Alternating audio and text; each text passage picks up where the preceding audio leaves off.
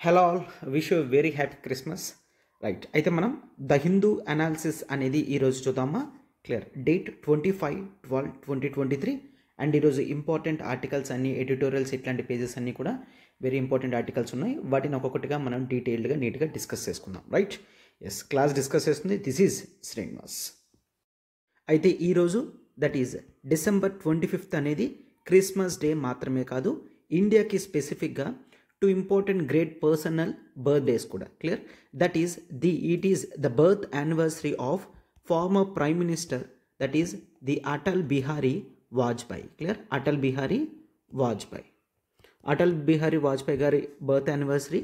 And next ఇంకా one of the freedom fighters, that is Madan Mohan Malaviya ji. Clear. So అయితే Indian government Atal Bihari Vajpayee birth anniversary డేని good governance డేగా declare చేయడం అనేది జరిగింది ఎప్పుడో. Right, yes, good governance day. అయితే మనం ఇప్పుడు ఫస్ట్ ఆర్టికల్ కింద గుడ్ గవర్నెన్స్ అంటే ఏంటో అనేది చూసుకుంటే అది మనకి ఎగ్జామినేషన్లో వచ్చినప్పుడు హెల్ప్ చేస్తుంది అనమాట. Right, yes. సో ఇప్పుడు మనం గుడ్ గవర్నెన్స్ అంటే ఏంటో డీటెయిల్డ్గా మెయిన్స్ పాయింట్ ఆఫ్ వ్యూలో క్లియర్గా చూద్దాం. చూడండి అమ్మా, ఈ టాపిక్ గుడ్ గవర్నెన్స్ అనేది మనకి జనరల్ స్టడీస్ పేపర్ 2లో క్లియర్ గవర్నెన్స్ టాపిక్ ఉంటుంది. దాంట్లో మోస్ట్ ఇంపార్టెంట్ టాపిక్ అనమాట గుడ్ గవర్నెన్స్ అనేది. Right, yes. అయితే ఫస్ట్ ఆఫ్ ఆల్ గవర్నెన్స్ అంటే ఏంటి? గవర్నెన్స్ అంటే ఏంటి అంటే డెసిషన్ మేకింగ్ కానీ, క్లియర్, అంటే ఈ పాలసీస్ తయారు చేసినప్పుడు కానీ, పాలసీ ఇంప్లిమెంటేషన్ కానీ, ఈ రెండింటిని ఓవరాల్ ప్రాసెస్ని మనం గవర్నెన్స్ అని సింపుల్గా అంటాం. ఓకేనా? సో గవర్నెన్స్ అంటే ఏంటి? It is the process of decision making. Clear. Decision making and decision implementation, ఈ హోల్ ప్రాసెస్ని మనం గవర్నెన్స్ అని అంటాం. అయితే గుడ్ గవర్నెన్స్ అంటే ఏంటి? గుడ్ గవర్నెన్స్ అంటే డెఫినిషన్ ఏంటి అంటే the manner in which the power is exercised. Clear. అంటే ఒక కంట్రీలో పవర్ అనేది ఎట్లా యూజ్ చేస్తున్నారు, దేని గురించి? In the management of countries economic and social resources. Clear. So దేశం యొక్క వనరులు, అయితే అవి ఆర్థిక వనరులైనా కానివ్వండి, ఆర్ సోషల్ రిసోర్సెస్ అయినా కానివ్వండి, అవి డెవలప్మెంట్ గురించి ఏ విధంగా ఖర్చు పెడతాము, ఈ ప్రాసెస్ని గుడ్ గవర్నెన్స్ అని అంటాం. అంటే ఏంటి? గవర్నెన్స్ అంటే ఏమన్నాము? Decision making and decision implementation. అవునా? ఆ డెసిషన్స్ దేని గురించి? ఒక దేశంలో ఉన్న ఎకనామిక్ అండ్ సోషల్ రిసోర్సెస్ అనేవి ప్రజల యొక్క మంచి గురించి ఖర్చు పెట్టే ప్రాసెస్ని, క్లియర్, అంటే ఆ టోటల్ సిస్టమేటిక్ ప్రాసెస్నే మనం గుడ్ గవర్నెన్స్ అని అంటామన్నమాట. క్లియర్. గవర్నెన్స్ అంటే సింపుల్గా గవర్నమెంట్ డెసిషన్స్ తీసుకోవచ్చు, బట్ గుడ్ గవర్నెన్స్ అనేది చూడండి, ఈ టోటల్ కాన్సెప్ట్ అంతా కూడా సిటిజన్ ఓరియంటేషన్ మీద ఉంటుంది. దాన్ని మనం సిటిజన్ సెంట్రిక్ అప్రోచ్ అని అంటాము. సిటిజన్ సెంట్రిక్ అప్రోచ్ అంటే ప్రతి డెసిషన్ కూడా ప్రజలకు బెనిఫిట్ అవ్వాలి అన్న ఉద్దేశంతో తీసుకున్న డెసిషన్స్ని మనం సిటిజన్ సెంట్రిక్ డెసిషన్స్ అని అంటాం. అయితే గుడ్ గవర్నెన్స్ యొక్క ఫండమెంటలే సిటిజన్ సెంట్రిక్ అప్రోచ్ అన్నమాట. అంటే బ్యూరోక్రాట్స్కి కొన్నిసార్లు సిస్టమ్స్ అనేవి చాలా ఈజీగా ఉన్నప్పుడు బ్యూరోక్రాట్స్కి వర్క్ అనేది ఈజీగా చేసేయగలరు. క్లియర్. బట్ నో, ప్రాసెస్ అనేది కష్టమైనా సరే ప్రజలకి ఈజీ అవుతుంది అంటే అటువంటి డెసిషన్స్ మాత్రమే తీసుకోవాలి. At the end of the day ప్రజలకు మేలు జరిగేటట్టు ఉండాలన్నమాట. That is the fundamental cornerstone for the good governance. Clear. Right. అయితే ఈ గుడ్ గవర్నెన్స్ అనే టాపిక్ చూసుకున్నట్లయితే ఇదే మోడ్రన్ ఇండియన్ టాపిక్ కాదమ్మా. గుడ్ గవర్నెన్స్ అనేది it way back from even అర్థశాస్త్రాలో కూడా, క్లియర్, అర్థశాస్త్రాలో కూడా చాణక్య క్లియర్గా కింగ్కి చెప్పడం జరిగింది. ఒక కింగ్ తన యొక్క ప్రజల్ని ఏ విధంగా చూడాలి అంటే వాళ్ళని హయ్యెస్ట్ స్టేజ్లో ఉంచి వాళ్ళకి కావాల్సినట్టుగా అడ్మినిస్ట్రేషన్ అనేది ఉండాలి. అంటే ప్రజల కొరకు మాత్రమే అడ్మినిస్ట్రేషన్ అనేది జరగాలి. అంటే గుడ్ గవర్నెన్స్ యొక్క సీడ్స్ అనేవి ఈవెన్ అర్థశాస్త్రాల్లోనే లేడౌన్ చేయడం జరిగిందనమాట. అర్థమైందా? సో అందుకని ఈ గుడ్ గవర్నెన్స్ టాపిక్ అనేది ఈవెన్ యూపీఎస్సీలో కూడా క్లియర్గా పెట్టారు. ఎందుకంటే అడ్మినిస్ట్రేషన్ రేపొద్దున ఈ యూపీఎస్సీ ఎగ్జామినేషన్ ఎవరైతే క్వాలిఫై అవుతారో వాళ్ళు ఖచ్చితంగా అడ్మినిస్ట్రేషన్ బాధ్యతలు అనేవి తీసుకుంటారు. సో వాళ్ళకి ఈ గుడ్ గవర్నెన్స్ కాన్సెప్ట్స్ అనేవి తెలిసినప్పుడే పాలసీ మేకింగ్లోనే పాలసీ మేకింగ్లోనే ప్రజలను దృష్టిలో పెట్టుకొని తయారు చేసినప్పుడు వాటి యొక్క ఇంప్లిమెంటేషన్ అనేది కూడా ప్రజలకు చేరువ అవ్వడానికి హెల్ప్ చేస్తుందన్నమాట.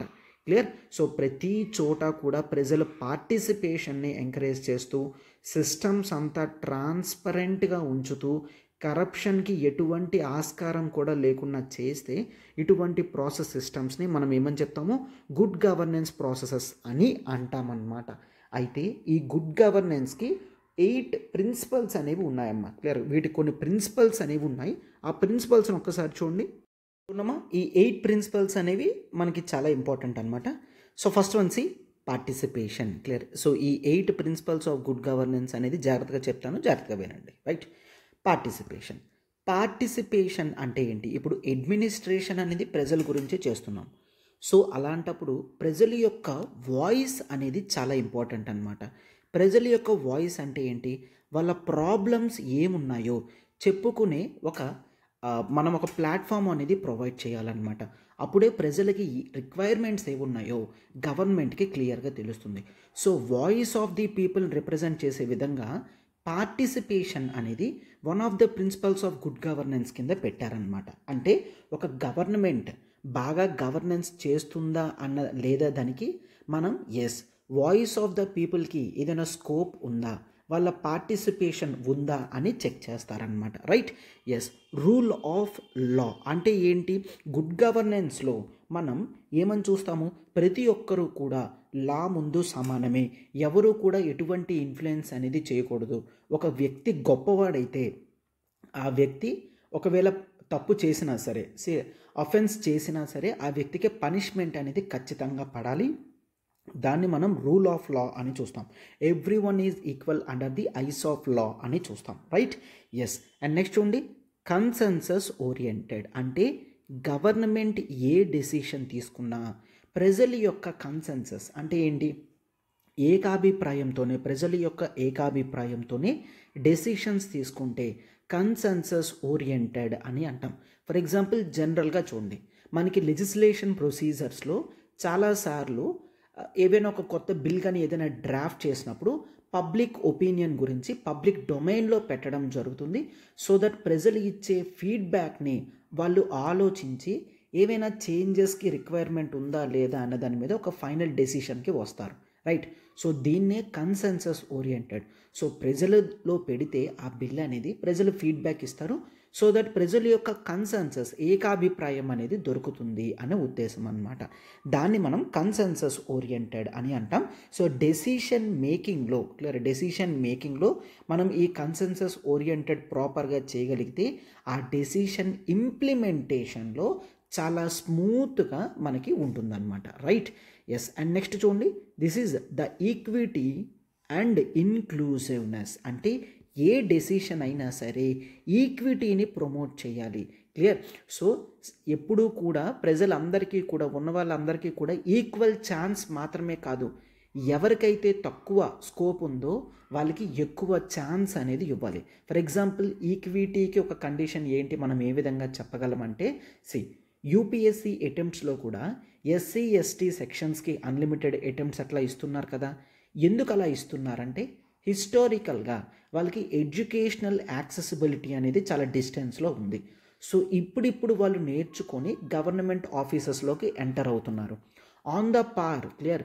సో జనరల్ కేటగిరీ స్టూడెంట్స్తో ఈక్వల్గా చూస్తే వాళ్ళు ఆ కాంపిటీషన్ అనేది వాళ్ళు తీసుకోలేరు. సో అందుకనే వాళ్ళకి ఎక్కువ అటెంప్ట్స్ అనేవి ఛాన్సెస్ ఇస్తారనమాట. క్లియర్. దాన్ని ఈక్విటీ ఎగ్జాంపుల్ కింద మనం చెప్పచ్చు. అండ్ ఇన్క్లూజివ్నెస్ చూడండి, ఇన్క్లూజివ్నెస్ అంటే ఇంతవరకు ఎవరికైతే గవర్నమెంట్ యొక్క రిసోర్సెస్ కానీ బెనిఫిట్స్ కానీ యాక్సెసిబిలిటీగా లేవో వాళ్ళందరినీ కూడా ఆ స్కోప్లోకి తీసుకొస్తే ఇన్క్లూజివ్నెస్ అని అంటారు. ఫర్ ఎగ్జాంపుల్ గవర్నమెంట్ ఫీమేల్స్ అందరినీ కూడా ఫినాన్షియల్ ఇంక్లూషన్లోకి తీసుకొని రావాలి అని చెప్పి 0 బ్యాంక్ అకౌంట్స్ అనేవి ఓపెన్ చేసింది. అవునా. సో దట్ ఈజ్ బ్యాంక్ అకౌంట్స్లో వాళ్ళు ఎటువంటి బ్యాలెన్స్ మెయింటైన్ చేయకపోయినా పర్వాలేదు. ఇట్లాంటి స్కీమ్స్ అనేవి ఫినాన్షియల్ ఇన్క్లూసివ్నెస్ని పెంచుతాయి అన్నమాట. రైట్. అండ్ నెక్స్ట్ చూడండి, this is the effectiveness. Clear. And efficiency అంటే గవర్నమెంట్ యొక్క పనితీరు అనేది ఎఫెక్టివ్గా ఉండాలి, ఎఫిషియెంట్గా కూడా ఉండాలి. ఎఫెక్టివ్గా అంటే ఏంటి? డెసిషన్స్ అనేవి త్వరగా ఇంప్లిమెంటేషన్ అనేది జరగాలన్నమాట. క్లియర్? సో డెసిషన్ మంచి డెసిషనే తీసుకోవచ్చు, బట్ దాన్ని డిలే చేశారు అనుకోండి, అది ఏ విధమైన బెనిఫిట్ కూడా ఎవరికి చూపించదు. క్లియర్? సో డెసిషన్స్ అనేవి ప్రాంప్ట్ టైంలో ఎగ్జాక్ట్గా తీసుకోవాలి అండ్ గవర్నమెంట్ యొక్క ఎఫిషియన్సీ కూడా పెరగాలి అన్నది వన్ ఆఫ్ ది ప్రిన్సిపల్స్ అనమాట. అండ్ మరొకటి ఏంటి? గవర్నమెంట్ ఎప్పుడూ కూడా అకౌంటబిలిటీ అనేది మెయింటైన్ చేయాలి. అంటే ఫండ్స్ ఎంత వస్తున్నాయి, ఎలా ఖర్చు అవుతున్నాయి అనే దాని మీద క్లియర్ వైట్ పేపర్ అనాలిసిస్ అనేది ఉండాలన్నమాట. అంటే కంప్లీట్ అకౌంటబిలిటీ అండ్ ట్రాన్స్పరెన్సీ. చూడండి, ట్రాన్స్పరెన్సీ కూడా one of the principles. So ఎవరు ఎప్పుడు వచ్చి ఏది అడిగినా సరే మనము బాధ్యత తీసుకునే విధంగా ఉండాలి. కంప్లీట్ అకౌంట్స్ అన్నీ కూడా మనం ఓపెన్ చేసి ట్రాన్స్పరెంట్గా ఉన్నప్పుడు మాత్రమే అడ్మినిస్ట్రేషన్ మీద ట్రస్ట్ కూడా యాక్చువల్లీ క్రియేట్ అవుతుందన్నమాట. క్లియర్? ఇట్లాంటి ప్రిన్సిపల్స్ అన్నిటినీ ఫాలో అయినప్పుడే గుడ్ గవర్నెన్స్ అనేది ఉన్నది అని చెప్పగలం. ఫర్ ఎగ్జాంపుల్, గవర్నమెంట్ తన యొక్క ఫినాన్షియల్స్ని ప్రజలకి చూపించట్లేదు అనుకోండి, ట్రాన్స్పరెంట్గా లేదు అనుకోండి, అకౌంటబిలిటీ లేదు అనుకోండి, అప్పుడు మనం గుడ్ గవర్నెన్స్ అని అన్నమన్నమాట. ఓకేనా? రైట్. అండ్ లాస్ట్ ప్రిన్సిపల్ చూడండి, that is the responsiveness. Responsiveness అంటే ఏంటి? రెస్పాన్సివ్నెస్ అంటే ఇక్కడ మనం జనరల్గా ప్రజల యొక్క అవసరాలు తీర్చడానికి క్లియర్ కొన్ని ఇన్స్టిట్యూషన్స్ లాంటివి ఎస్టాబ్లిష్ చేస్తాం. అవునా? సో ఫర్ ఎగ్జాంపుల్ వ్యక్తులకి కొన్ని డిస్ప్యూట్స్ అవుతున్నాయి అనుకోండి, ఆ డిస్ప్యూట్స్ అనేవి కోర్టు సిస్టమ్ దాకా వెళ్లకుండా మనం ఒక alternative dispute resolution mechanism, ADR mechanism అనేది తీసుకొచ్చామనుకోండి. ఆ ఏడిఆర్ మెకానిజం తీసుకొని రావాలన్న నాలెడ్జ్ మనకి ఎందుకు వచ్చింది? రైట్. రూరల్ ఏరియాస్లో ప్రజలకి చిన్న చిన్న తగులు అవుతున్నాయి, దాని వలన వాళ్ళు కోర్టు దాకా వెళ్ళలేరు. క్లియర్? ఆ ఎక్స్పెన్సెస్ అన్ని వాళ్ళు పట్టించుకోలేరు అండ్ పెట్టుకోలేరు, అండ్ కోర్టులో అది డిలేడ్ ప్రొసీజర్ కూడా అవుతుంది. అవునా? అట్లా కాకుండా ఒక ఆల్టర్నేటివ్ డిస్ప్యూట్ రెజల్యూషన్ అనేది ఊర్లోనే పెడితే వాళ్ళిద్దరి మధ్యలో కూడా డిస్ప్యూట్ సాల్వ్ చేసే వ్యక్తులు అక్కడ ఉన్నారు అంటే వెంటనే ఇష్యూ అనేది సాల్వ్ అవుతుంది. చాలా చీప్ ప్రొసీజర్లోనే అది మొత్తం కంప్లీట్ అయిపోతుంది. అవునా? అంటే ఏంటి? ఆ నిర్ణయం అనేది రెస్పాన్సివ్నెస్ అని అంటాం. అంటే అవసరానికి తగ్గట్టుగా కొన్ని ఇన్స్టిట్యూషన్స్ని, ప్రాసెసెస్ని మార్చాలన్నమాట. దాన్ని రెస్పాన్సివ్నెస్ అని అంటాం. Clear? Right. For example, Covid అనే క్రైసిస్ టైం వచ్చింది. ఆ కోవిడ్ క్రైసిస్ సిచ్యువేషన్స్లో గవర్నమెంట్ ఏం చేసింది? చాలా ఆన్లైన్ యాప్స్ అనేవి, ఫర్ ఎగ్జాంపుల్ వ్యాక్సిన్ తీసుకుంటున్నారా, కోవిన్ యాప్ అనేది తీసుకొచ్చి ప్రతి ఒక్కరూ కూడా ఎవరైతే వ్యాక్సిన్ తీసుకుంటున్నారో సర్టిఫికేట్స్ ఇష్యూ చేయడం కానీ, ఆ వెబ్సైట్లో లాగిన్ చేసే ఆప్షన్స్ ఇవ్వడం కానీ, ఇట్లాంటివి ఏంటి అంటే క్రైసిస్ టైంలో ఒక కొత్త ఇన్స్టిట్యూషన్స్ని, ప్రాసెసెస్ని ఎస్టాబ్లిష్ చేశారు కదా, దాన్ని రెస్పాన్సివ్నెస్ అని అంటాము. అది ప్రజల గురించి మాత్రమే ఉంటుందన్నమాట. రైట్. సో ఇట్లాగా ఈ 8 ప్రిన్సిపల్స్ అనేవి గుడ్ గవర్నెన్స్లో మోస్ట్ ఇంపార్టెంట్ అన్నమాట. ఒక్కసారి చూడండి, participation, rule of law, consensus oriented, equity, inclusiveness, effectiveness and efficiency, accountability, transparency and responsiveness. Clear? ఈ 8 ప్రిన్సిపల్స్ అనేవి చాలా ఇంపార్టెంట్ అన్నమాట. క్లియర్? ఈ 8 ప్రిన్సిపల్స్ని ప్రాపర్గా యూజ్ చేసుకున్నప్పుడు మాత్రమే అడ్మినిస్ట్రేషన్ అనేది సక్సెస్ఫుల్గా వెళ్తుందన్నమాట. రైట్. అయితే దేర్ ఆర్ ఫ్యూ ఛాలెంజెస్. అంటే ఇండియాలో ఈ గుడ్ గవర్నెన్స్ అనేది ప్రిన్సిపల్స్ ఉన్నప్పటికీ కూడా కొన్నిసార్లు ప్రాపర్గా ఎఫిషియెంట్గా చేయలేకపోతున్నారు. దాని రీజన్స్ ఏంటో ఒక్కసారి చూడండి. ఛాలెంజెస్ ఏంటి అంటే, గుడ్ గవర్నెన్స్ అకాడమికల్గా బాగా కనిపించవచ్చు. ఎస్, ఇవన్నీ నిజంగా ఆచరిస్తే ఇండియా ఎక్కడికో వెళ్తుంది, ఇట్లాంటి ఒపీనియన్స్ అన్నీ కూడా ఉండొచ్చు. బట్ కొన్ని ఛాలెంజెస్ అనేవి ఉన్నాయి. For example, I can say as political ఎపతి. Clear? Political ఎపతి అని చెప్పచ్చు. అంటే ఫస్ట్ ఆఫ్ ఆల్ పొలిటీషియన్సే విల్లింగ్గా లేరు, ట్రాన్స్పరెంట్గా ఉండడానికి వాళ్ళు విల్లింగ్గా లేరు, అకౌంటబిలిటీ మెయింటైన్ చేయడానికి విల్లింగ్గా లేరు. క్లియర్? కొన్ని పొలిటికల్ వెస్టెడ్ ఇంట్రెస్ట్ వలన వాళ్ళే యాక్టివ్గా లేకపోతే దాన్ని పొలిటికల్ ఎపతి అని అంటాం. అంటే పొలిటీషియన్స్కి ఇష్టం లేదన్నమాట. క్లియర్? దాన్ని పొలిటికల్ ఎపతి అని అంటాం. అండ్ నెక్స్ట్, ఇండియాలో గుడ్ గవర్నెన్స్లో పార్టిసిపేషన్ లాంటివి ఉమెన్ హ్యాండ్ అనేది లేకపోతే ఫుల్ ఫ్లెజ్డ్ పార్టిసిపేషన్ అనేది జరగదు. ఫర్ ఎగ్జాంపుల్, ఒక డెసిషన్ ఒక ఊర్లో తీసుకోవాలి. అయితే డెసిషన్ తీసుకోవడానికి వచ్చిన వాళ్ళందరూ కూడా మేల్సే అనుకోండి, ఒక్క ఫీమేల్ కూడా లేదు. అప్పుడు ఎట్లా దాన్ని గుడ్ గవర్నెన్స్ అని అంటాం? ఎందుకంటే రేపు పొద్దున డెసిషన్ ఇంప్లిమెంటేషన్ చేసిన తర్వాత ఎఫెక్ట్ అయ్యేది both males and females effect అవుతారు. ఫీమేల్స్ లేరు అంటే అది మళ్ళీ ప్రాబ్లమేటిక్గా ఉంటుంది, గుడ్ గవర్నెన్స్ కాదు. అవునా? ఇండియాలో ఉమెన్ పార్టిసిపేషన్ అనేది చాలా తక్కువగా ఉంది, దీన్ని పెంచాలన్నమాట. Right? Yes. And next, justice అనేది కాన్స్టెంట్గా డిలే అవుతుంది. క్లియర్? సో కోర్టు సిస్టమ్ అనేది ఓవర్ బర్డన్గా ఉండడం వలన, క్లియర్, సో బర్డన్ సమ్గా ఉండడం వల్ల జస్టిస్ అనేది డిలే అవుతుంది అని చూస్తాం. ఇది కూడా ఒక ఛాలెంజ్ అనమాట. And next, the bureaucratic, clear, bureaucratic high handedness అని కూడా మనం చెప్పచ్చు. క్లియర్? బ్యూరోక్రటిక్ హై హ్యాండెడ్నెస్ అంటే ఈ బ్యూరోక్రాట్స్ ఎవరైతే ఉన్నారో వాళ్ళు పవర్ అంతటిని కూడా వాళ్ళ చేతుల్లో ఉంచుకుంటున్నారు, వాళ్ళే ఆధిపత్యం అనేది చెలాయిస్తున్నారు. అంటే డిస్ట్రిక్ట్లో చూడండి, డిస్ట్రిక్ట్లో పొలిటికల్ అడ్మినిస్ట్రేటివ్ బాడీస్ ఉన్నప్పటికీ కూడా ఇవి బ్యూరోక్రాట్స్ ఎవరైతే ఉన్నారో వాళ్ళు ఎక్కువ పవర్ అనేది యూజ్ చేస్తున్నారు. ఫర్ ఎగ్జాంపుల్ లెట్స్ టేక్, ఒక విలేజ్లో ఒక స్కీమ్ అనేది రావాలి. క్లియర్? సో జనరల్గా విలేజ్ అంటే ఏమని చూస్తాము? ఇది ఒక constitutional body as of now. Clear? Panchayati system అనేది ఒక కాన్స్టిట్యూషనల్ ఇన్స్టిట్యూషన్. అయితే కాన్స్టిట్యూషనల్ ఇన్స్టిట్యూషన్ అంటే పవర్ ఎక్కువ ఉండాలి కదా, బట్ ఫండ్స్ అన్నీ కూడా ఒక ఐఏఎస్ ఆఫీసర్ చేతుల్లో ఉంటాయి. ఒక ఐఏఎస్ ఆఫీసర్ ఫండ్స్ రిలీజ్ చేసినప్పుడు మాత్రమే ఆ పంచాయతీలో ఉన్న సర్పంచ్ అనేవాడు ఆ అమౌంట్ని ప్రజల యొక్క బెనిఫిట్ గురించి ఖర్చు పెట్టగలడు. అర్థమవుతుందా? బట్ చాలాసార్లు బ్యూరోక్రాట్స్ ఇంటెన్షనల్గా పవర్ అనేది నా చేతుల్లోనే ఉంది అని చూపించుకోవడానికి ప్రొసీజర్స్ అన్నీ డిలే చేస్తారు. వాళ్ళు ఎన్నిసార్లు అయినా వీళ్ళు ఆఫీస్కి వస్తున్నారో లేదన్నట్టుగా ఇంటెన్షనల్గా చెక్ చేస్తారనమాట. దాన్నే పొలిటికల్ హై హ్యాండెడ్నెస్ అని అంటామన్నమాట. క్లియర్? అండ్ ఇది మాత్రమే కాదు, ఇన్ జనరల్గా that is the corruption. Clear? Lots of involvement of corruption. Clear? Corruption అనేది చాలా ఎక్కువ ఉంది. ఎప్పుడైతే కరప్షన్ ఉంటుందో గుడ్ గవర్నెన్స్ అనేది అక్కడ ఉండదు. క్లియర్? అండ్ ఇది మాత్రమే కాకుండా ఇంకా number of problems like environmental related problems కానీ, clear, the problems from the globalisation, ఇట్లాంటివన్నీ కూడా వేరియస్ ఛాలెంజెస్ అనేవి మనం చూస్తామన్నమాట. Clear? So what could be the recommendations? Recommendations అంటే ఫస్ట్ ఆఫ్ ఆల్ ప్రజలందరి యొక్క పార్టిసిపేషన్ ఇంపార్టెంట్.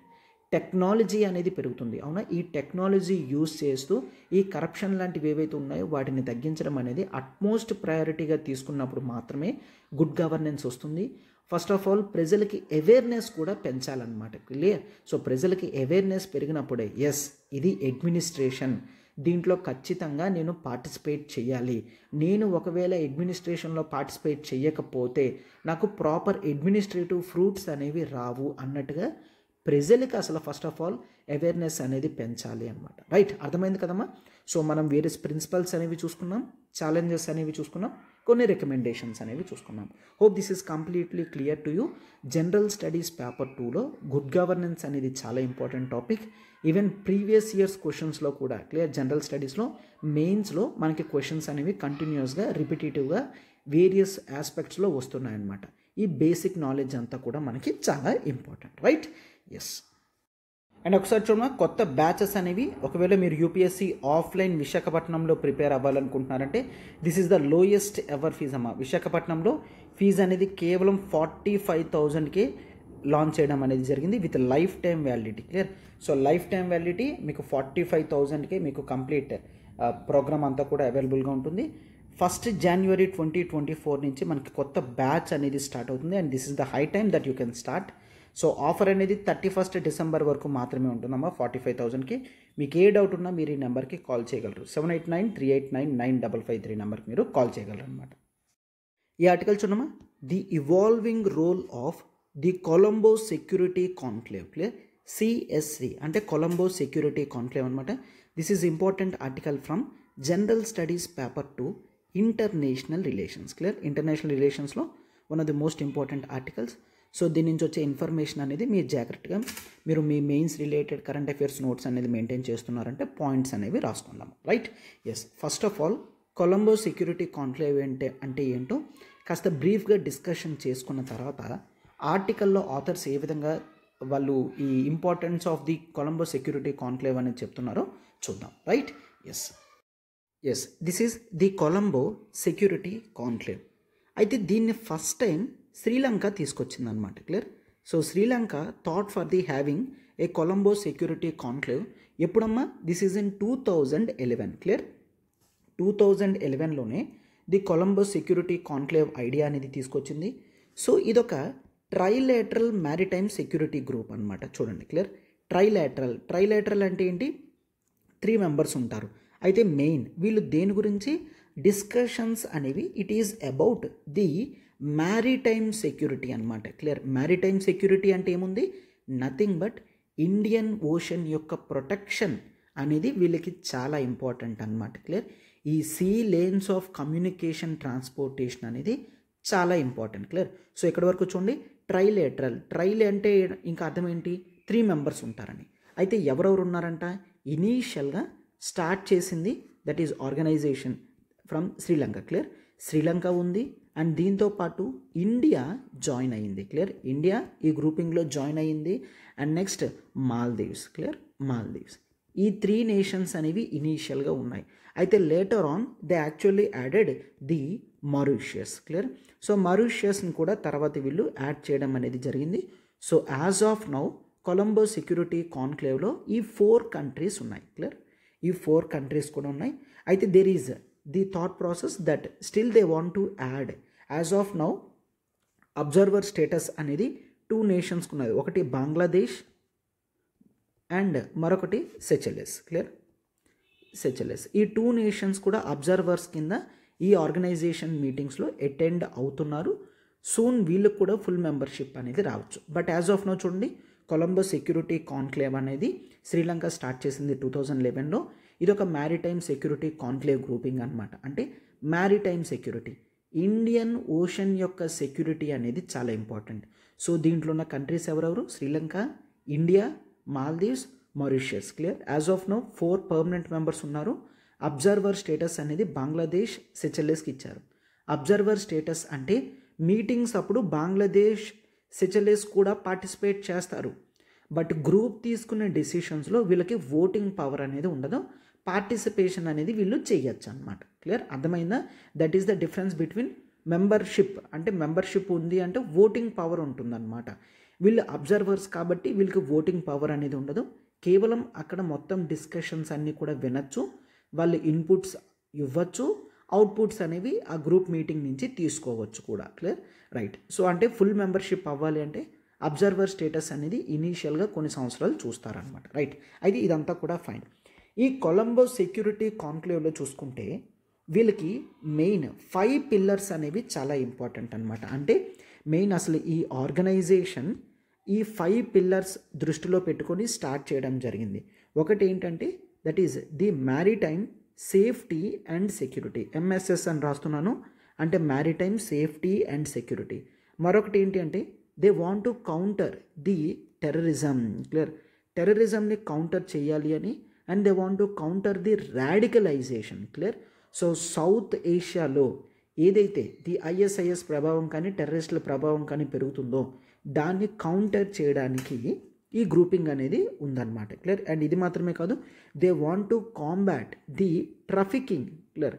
ట్రాఫికింగ్ అని అంటాం. ట్రాఫికింగ్ అంటే ఏంటి? హ్యూమన్ ట్రాఫికింగ్ కానీ, యానిమల్ ట్రాఫికింగ్ కానీ, బాడీ పార్ట్స్ ట్రాఫికింగ్ కానీ, ఇట్లాంటివన్నీ కూడా ట్రాఫికింగ్. అంటే ఒక కంట్రీ నుంచి ఇల్లీగల్గా వేరే కంట్రీలో అమ్మేస్తారనమాట. క్లియర్? దాన్ని ట్రాఫికింగ్ అని అంటాం. ఈ ట్రాఫికింగ్ అనేది డ్రగ్ ట్రాఫికింగ్ కానీ ఇట్లాంటివి సౌత్ ఏషియన్ కంట్రీస్లో ఎక్కువ జరుగుతున్నాయి, ఇండియన్ ఓషన్ మీదుగా జరుగుతున్నాయి. వాటిని ఆపాలి. క్లియర్? ఈ విధంగా మనం కోఆపరేషన్ పెట్టుకోవాలి అని అనమాట. క్లియర్? ట్రాఫికింగ్ ఇష్యూస్ మీద కూడా వాళ్ళ కోఆపరేషన్ ఉంది. అండ్ సైబర్ సెక్యూరిటీ కూడా. Clear? That is the cyber security. Critical infrastructure ఏదైతే ఉందో దాన్ని మెయింటైన్ చేసుకోవడం, సైబర్ సెక్యూరిటీ కోఆపరేషన్ కూడా వీళ్ళు పెట్టుకున్నారనమాట. అండ్ ఇది మాత్రమే కాదు, హెచ్ఏడిఆర్ అంటే ఏంటి? That is the humanitarian assistance and disaster relief. Clear? అంటే క్రైసిస్, డిజాస్టర్స్ టైంలో వీళ్ళు వెంటనే రెస్పాండ్ అవుతారనమాట. అంటే ఫర్ ఎగ్జాంపుల్ ఈ గ్రూపింగ్లో ఎవరికైనా మ్యారిటైమ్ అంటే for example let's take Indian ocean, ఇదంతా ఇండియన్ ఓషన్. అయితే ఇక్కడ మాల్దీవ్స్ యొక్క షిప్ అనేది వెళ్తుంది. క్లియర్? మాల్దీవ్స్ షిప్ అనేది వెళ్తుంది. Let's take. సో దీని మీద అటాక్ అయిందనుకోండి, మిగిలిన కంట్రీస్ అందరూ కూడా వస్తారు. క్లియర్? అట్లాగా. అండ్ నెక్స్ట్ మాల్దీవ్స్ కంట్రీ ఇక్కడ ఉంది. మాల్దీవ్స్ కంట్రీకి ఏదైనా ఒక డిజాస్టర్, ఎర్త్క్వేక్ కానీ సునామీ కానీ ఏదైనా వచ్చిందనుకోండి, వెంటనే ఈ నేషన్స్ అందరూ కూడా హెల్ప్ చేస్తారనమాట వెళ్ళి. క్లియర్? సో దాన్ని HADR, humanitarian assistance and disaster relief కూడా one of the pillars to discuss in Colombo security conclave. అంటే ఈ CSC, ఈ కొలంబో సెక్యూరిటీ కాన్క్లేవ్లో ఈ 5 ఇష్యూస్ మీద డిస్కషన్స్ అనేవి జరుగుతాయి అన్నమాట. క్లియర్? ఈ 5 ఇష్యూస్ మీద డిస్కషన్స్ జరుగుతాయి. ఇది ఇంపార్టెంట్ అమ్మా, మనకి మెయిన్స్ పర్స్పెక్టివ్లో కూడా ఈ టాపిక్ అనేది చాలా ఇంపార్టెంట్ అనమాట. సో క్వశ్చన్స్ మీరు రాస్తున్నప్పుడు the 5 pillars of Colombo security conclave ఏంటి అంటే, that is the maritime security, the countering the terrorism, countering the trafficking issues, cyber security cooperation and transnational organisation అంటాము. Clear? And next HADR, humanitarian assistance disaster relief. ఈ 5 అనేది the pillars for the Colombo security conclave. అంటే conclave అంటే ఏంటి? Meeting అనమాట. వీళ్ళందరూ ఎప్పుడు meet అయినా సరే ఖచ్చితంగా ఈ 5 పిల్లర్స్ గురించి డిస్కషన్ చేసుకుంటారు. అంటే అర్థం ఏంటి? మెయిన్ ఇండియన్ ఓషన్లో HADR అవసరం ఉందా? ఇండియన్ ఓషన్లో ట్రాఫికింగ్ని తగ్గిస్తున్నామా? ఇండియన్ ఓషన్లో టెర్రరిజంని న్యూట్రలైజ్ చేస్తున్నామా? ఇండియన్ ఓషన్లో మ్యారిటైమ్ సెక్యూరిటీ ఇవ్వగలుగుతున్నామా అన్న ఇష్యూస్ మీద డిస్కషన్స్ అనేవి జరుగుతుంది అన్నమాట. క్లియర్?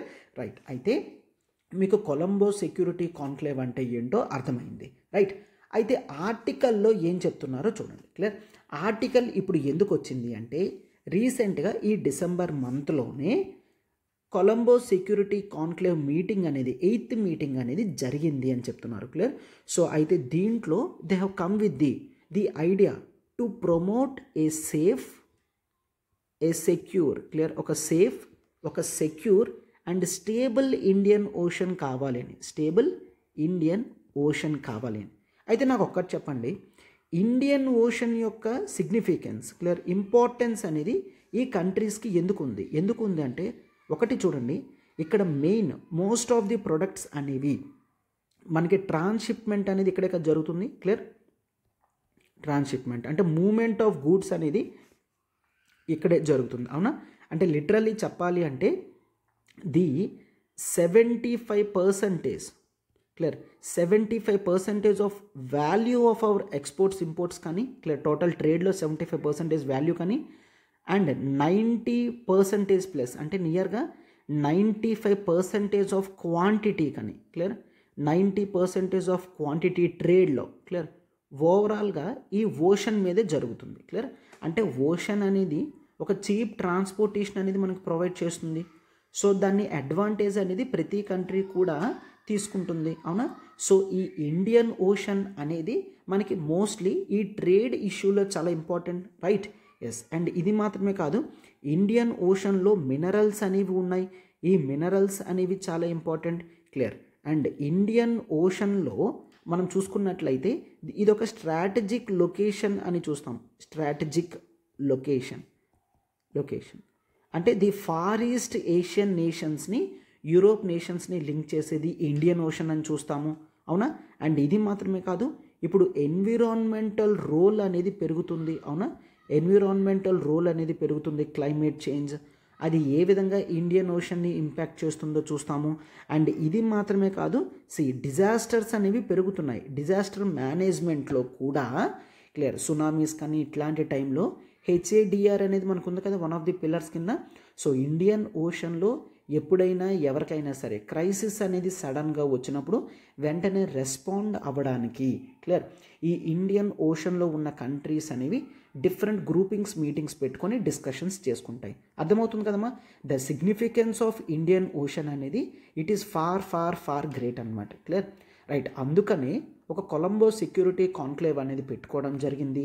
దీంట్లో డిస్కషన్స్ అనేవి చేస్తున్నారనమాట. రైట్. సో ఈ రీసెంట్గా జరిగిన దాంట్లో అవుట్పుట్ ఏంటి అంటే, to establish a safe, secure, stable Indian ఓషన్ని ఎస్టాబ్లిష్ చేయడం అనేది ఉద్దేశం అనమాట. క్లియర్? రైట్. ఇక్కడ చూసుకున్నట్లయితే ఈ మొన్న జరిగిన మీటింగ్లో మనకి శ్రీలంక ప్రెజెంట్ అయింది, ఇండియా ప్రెజెంట్ అయింది, మారిషస్ ప్రెజెంట్ అయింది, బట్ మాల్దీవ్స్ ప్రెజెంట్ కాలేదు అని చెప్తున్నారు. మాల్దీవ్స్ ప్రెజెంట్ కాలేదు. ఎందుకు మాల్దీవ్స్ ప్రెజెంట్ కాలేదు అంటే ఒక్కసారి జాగ్రత్తగా చూడండి. రీసెంట్గా మాల్దీవ్స్లో ఎలక్షన్స్ జరిగాయి. రైట్. ఈ ఎలక్షన్స్ యొక్క రిజల్ట్ ఎట్లా వచ్చింది అంటే, యాంటీ ఇండియా కింద వచ్చింది. అవునా, ఇండియాకి ఆపోజిట్గా చైనీస్ సపోర్టర్స్ ఎవరైతే ఉన్నారో, అంటే ప్రో చైనీస్ ఎవరైతే ఉన్నారో వాళ్ళు గెలిచారు, ప్రో ఇండియన్ వ్యక్తులు ఎవరైతే ఉన్నారో వాళ్ళు ఓడిపోయారనమాట. Clear, right. సో అప్పటి నుంచి యాంటీ ఇండియన్ సెంటిమెంట్ అనేది మాల్దీవ్స్లో పెరుగుతుంది. ఇండియన్ ఓషన్ అని చెప్పిన వెంటనే ప్రతి ఒక్కరికి ఇండియా యొక్క నేమ్ మాత్రమే వినిపిస్తుంది. ఈ కొలంబో సెక్యూరిటీ కాన్క్లేవ్ అంటే ఇండియన్ ఓషన్ రిలేటెడ్ మీటింగ్స్ ఏదైనా చాలా ఎక్కువ ఆధిపత్యం అనేది ఇండియాకి ఉంటుందన్నమాట. సో ఇటువంటి గ్రూపింగ్లో మాల్దీవ్స్ చూడండి, ఇండియాకి ఎక్కువ ఇన్ఫ్లుయెన్స్ ఉంది అని అటువంటి మీటింగ్కి రాలేదు. క్లియర్. సో ఇలాగా వెస్టర్డ్ పొలిటికల్ ఇంట్రెస్ట్ అనేవి చూసుకుంటే జియో పొలిటికల్ గ్రేటర్ ఇష్యూస్ అనేవి మాల్దీవ్స్ డ్యామేజ్ చేసుకుంటుంది అని ఆథర్స్ చెప్తున్నారనమాట. క్లియర్. ఎందుకంటే Maldives generally as of now కొత్త రిజైమ్ ప్రకారం ప్రో చైనీస్ ఉంది. సో ప్రో చైనీస్ అంటే ఆటోమేటిక్గా యాంటీ ఇండియన్స్ కింద ఉంటున్నారు, వాళ్ళు అలానే భావిస్తున్నారనమాట. ఏ విధంగా భావిస్తున్నారంటే ఒక కంట్రీ ప్రో చైనా కింద ఉంది అంటే అది యాంటీ ఇండియన్ కింద భావిస్తున్నారు. బట్ అటువంటిది ఏమీ కూడా ఉండదు కదా, రైట్. Yes, clear. సో ఈ ఒకవేళ ఈ చిన్న చిన్న పొలిటికల్ ఇంట్రెస్ట్లో కంట్రీస్ అనేవి మిస్ అయితే మొత్తం ఇండియన్ ఓషన్ యొక్క సెక్యూరిటీ అనేది ఫుల్ ఫ్లెజ్డ్గా డెలిబరేషన్స్ లేకుండా మధ్యలో ఉండిపోతాయి అని చెప్తున్నారనమాట. అర్థమవుతుందా, right. And author is also trying to emphasize few things. చూడండి, అవి ఇండియన్ ఓషన్ యొక్క డైనమిక్స్ అనేవి చేంజ్ అవుతున్నాయి అని చెప్తున్నారు. ఫస్ట్ వన్ ఏంటి అంటే the influence of China. China యొక్క ఇన్ఫ్లుయెన్స్ అనేది ఇండియన్ ఓషన్ మీద పెరుగుతుంది because of its BRI. Clear. The belt and road initiative project వలన ఎక్కువ చైనా ఇండియన్ ఓషన్లో డిఫరెంట్ పోర్ట్స్ అనేవి కన్స్ట్రక్షన్ చేస్తుంది. ఫర్ ఎగ్జాంపుల్ శ్రీలంకలో హంబన్తోట పోర్ట్ అనేది కన్స్ట్రక్షన్ చేసింది, అవునా. అండ్ ఇంకా అట్లా నెంబర్ ఆఫ్ కంట్రీస్లో పాకిస్తాన్లో ది గ్వాదర్ పోర్ట్ కానీ ఇట్లాంటి పోర్ట్స్ అనేవి కన్స్ట్రక్షన్ చేస్తూ ఇండియన్ ఓషన్లో దట్ ఈజ్ ఇండియా యొక్క ఇన్ఫ్లుయెన్స్ తగ్గించడానికి చైనా ఎక్కువ దూకుడు అనేది ప్రవర్తిస్తుంది అనమాట. క్లియర్. అండ్ ఈ బెల్ట్ అండ్ రోడ్ ఇనిషియేటివ్ మాత్రమే కాదు, it is also improving on its defence capability. Maritime defence capabilities అనేవి ఇంటెన్షనల్గా పెంచుకుంటుందన్నమాట. క్లియర్.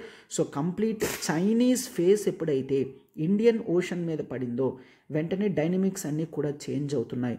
సో ఇంత ఎవర్ ఇంపార్టెంట్ ఇండియన్ ఓషన్ని కాపాడుకోవడం అనేది ఇండియాకి ఇప్పుడు చాలా ఇంపార్టెంట్ అని చెప్పి ఆథర్స్ చెప్తున్నారనమాట. క్లియర్. అండ్ ఇది మాత్రమే కాదు, రీసెంట్గా చూస్తున్నాం దట్ ఈజ్ ఈ ట్రేడ్ అనేది ఇప్పుడు కాస్త ప్రాబ్లమేటిక్గా జరుగుతుందన్నమాట. క్లియర్. ఏంటి అంటే ఇండియన్ ఓషన్ జోన్లో ఉన్నప్పుడే కొంతమంది రెబెలియన్ గ్రూప్స్ డ్రోన్స్ ఉపయోగించి ఈ ట్రాన్స్పోర్టేషన్ షిప్మెంట్ చేసే షిప్స్ ఏవైతే ఉన్నాయో వాటిని అటాక్ చేయడం అనేది జరుగుతుంది. సో ట్రేడ్లో ఇటువంటి అటాక్స్ అనేవి జరిగితే ట్రేడ్ ప్రాపర్గా జరగదు. ట్రేడ్ జరగకపోతే ఇండియాకి అది లాస్, అవునా.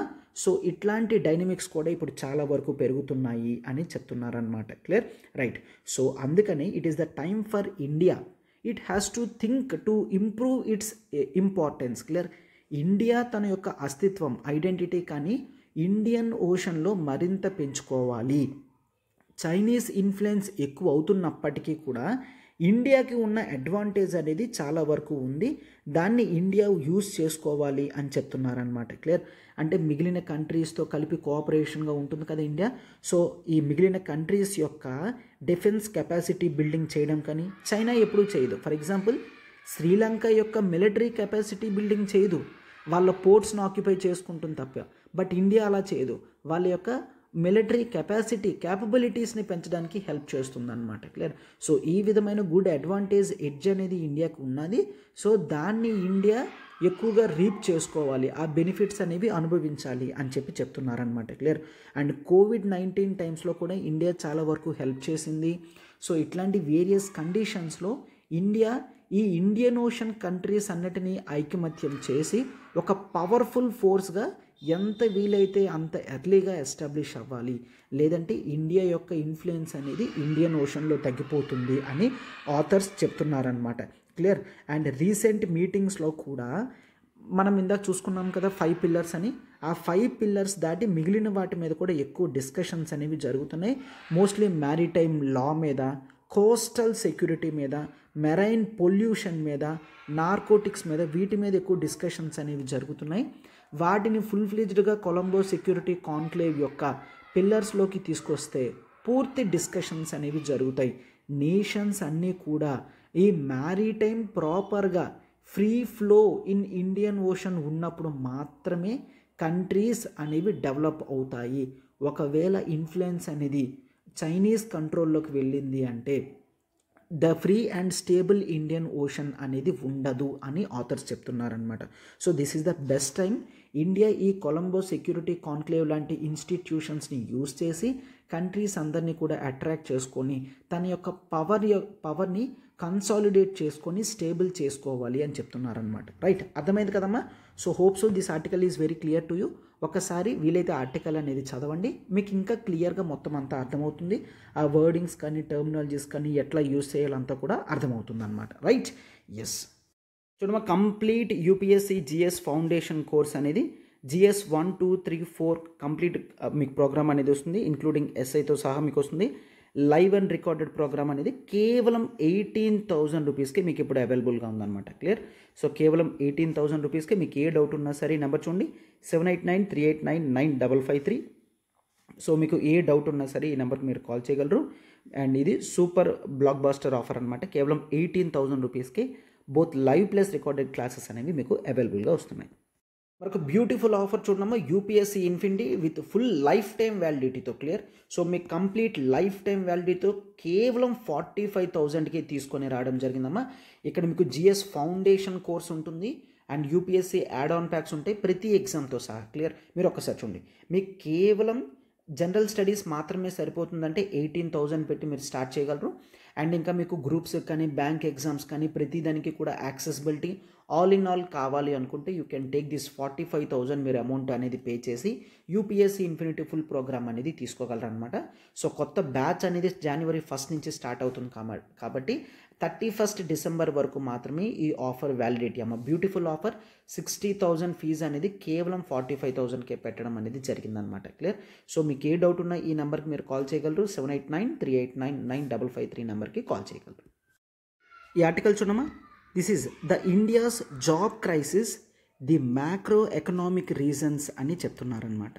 ఈ ఆర్టికల్ అనేది very important from the general studies paper 3 ఎకానమీలో చాలా ఇంపార్టెంట్ అనమాట.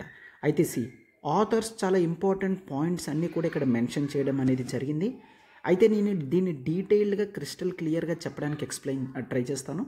సో మీరు ఒకసారి ఈ ఆర్టికల్ ఎక్స్ప్లెనేషన్ అనేది విన్న తర్వాత ఆర్టికల్ని ఒకసారి చదవండి అమ్మా. I just want you to go through this article. ఈ ఆర్టికల్ని మీరు ఇంకా క్లియర్గా చదివితే ఇంపార్టెంట్ టర్మ్స్ అన్నిటిని కూడా క్యాచ్ చేయడానికి మీకు హెల్ప్ చేస్తుంది.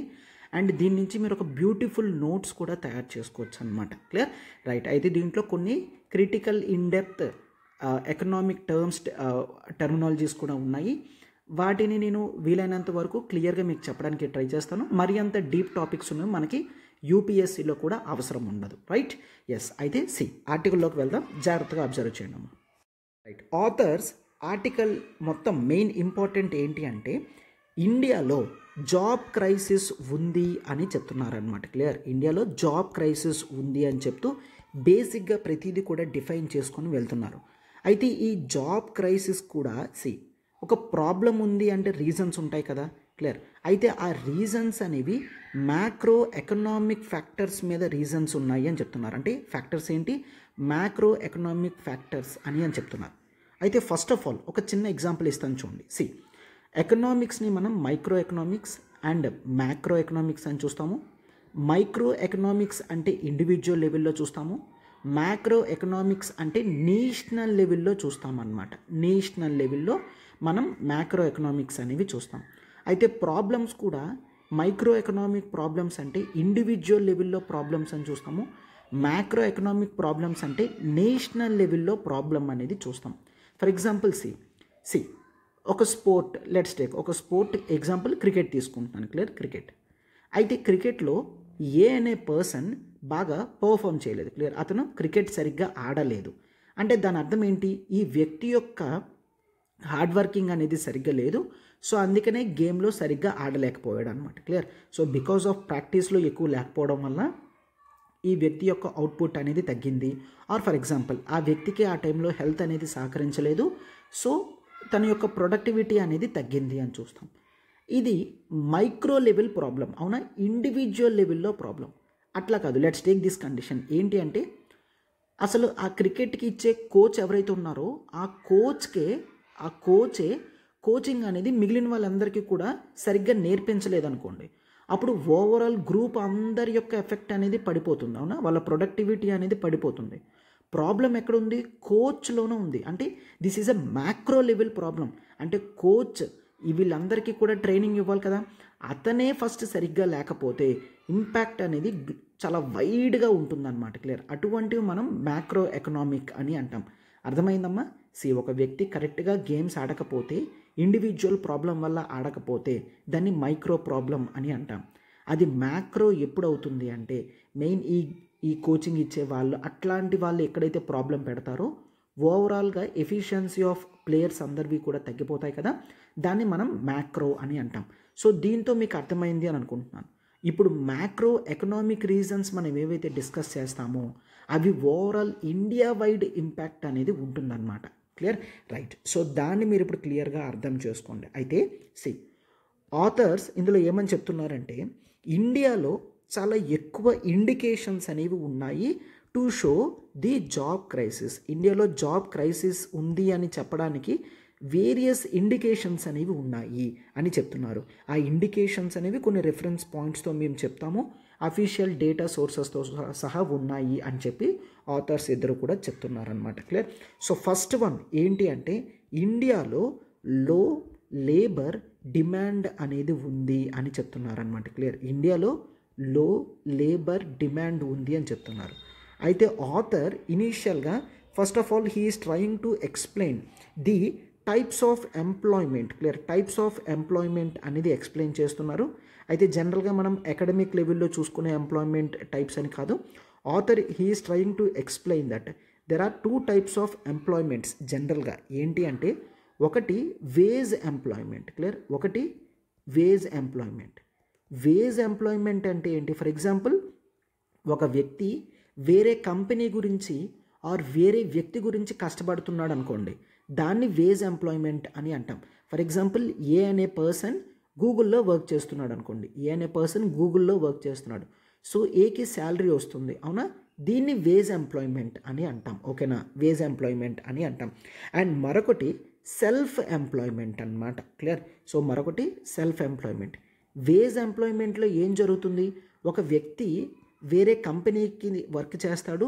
ఎందుకు వర్క్ చేస్తాడు? తనకి శాలరీ వస్తుంది. కంపెనీ యొక్క మోటివ్ ఏంటి? ప్రాఫిట్స్ ఇంక్రీజ్ చేయడం. కంపెనీ యొక్క మోటివ్ ఏంటి? ప్రాఫిట్స్ ఇంక్రీజ్ చేస్తుంది. సో దట్ ప్రాఫిట్స్ ఇంక్రీజ్ అవుతున్నాయంటే వీళ్ళ శాలరీస్ కూడా పెరుగుతాయి, అవునా? రైట్.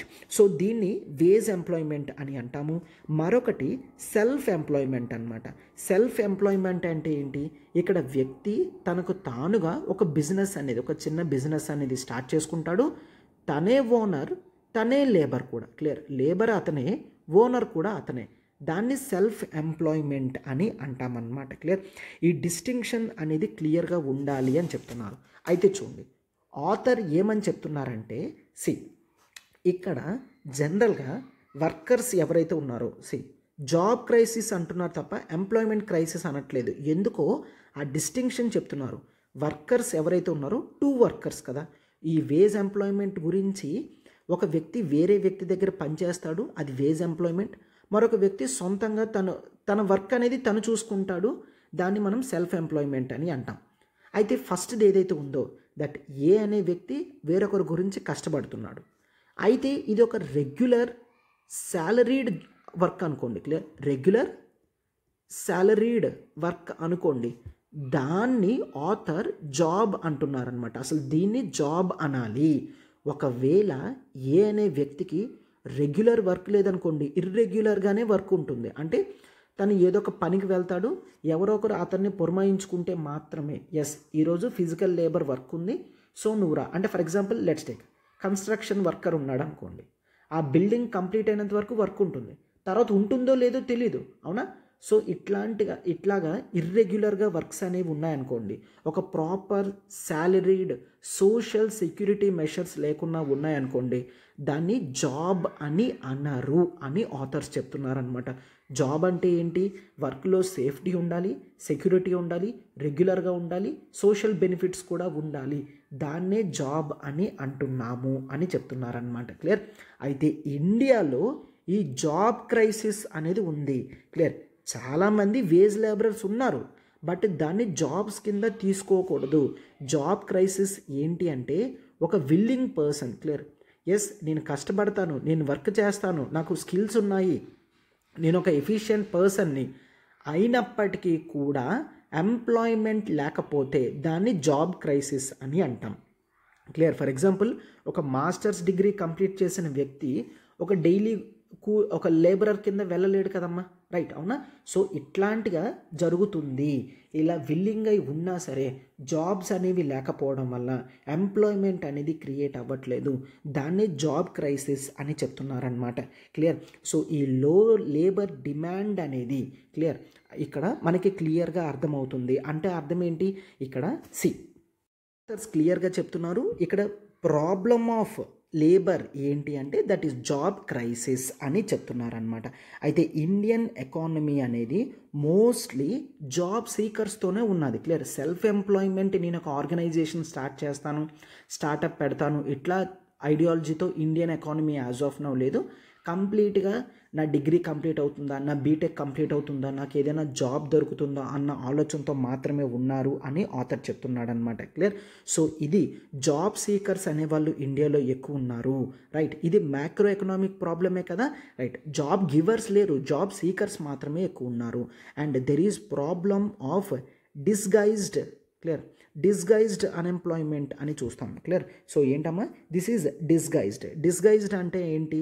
డిస్గైజ్డ్ అంటే కనిపించదన్నమాట. అంటే ఏంటి సార్? ఎగ్జాంపుల్ ఒక్కసారి చూడండి, చెప్తాను. For example, there is a family, ఒక ఫ్యామిలీ ఉంది. క్లియర్?